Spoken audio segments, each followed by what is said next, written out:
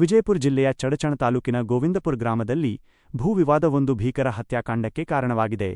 ಕಳೆದೆಷ್ಟೋ ವರ್ಷಗಳಿಂದ ನಡೆಯುತ್ತಿದ್ದ 2 ಕುಟುಂಬಗಳ ಜಗಳ ಈಗ 6 ಜನರ ಸಾವಿಗೆ ಬಂದು ನಿಂತಿದೆ. ನಿರಳೆ ಕುಟುಂಬ ಮತ್ತು ಗೊಳಗಿ ಕುಟುಂಬದ ನಡುವೆ ಜಮೀನಿನ ವಿಚಾರವಾಗಿ ದೀರ್ಘಕಾಲದಿಂದ ದ್ವೇಷವಿತ್ತು. ಇಂದು ಅದೇ ಹಳೇ ದ್ವೇಷದ ಹಿನ್ನೆಲೆಯಲ್ಲಿ 2 ತಂಡಗಳ ನಡುವೆ ಅನಿರೀಕ್ಷಿತವಾಗಿ ಗುಂಡಿನ ದಾಳಿ ನಡೆದಿದ್ದು, ಘಟನೆಯಲ್ಲಿ 6 ಜನರು ಸಾವನ್ನಪ್ಪಿದ್ದಾರೆ. ಈ ಘಟನೆಯಿಂದ ಇಡೀ ಗ್ರಾಮವೇ ಬೆಚ್ಚಿಬಿದ್ದಿದ್ದು, ಸ್ಥಳದಲ್ಲಿ ಭಯದ ವಾತಾವರಣ ನಿರ್ಮಾಣವಾಗಿದೆ.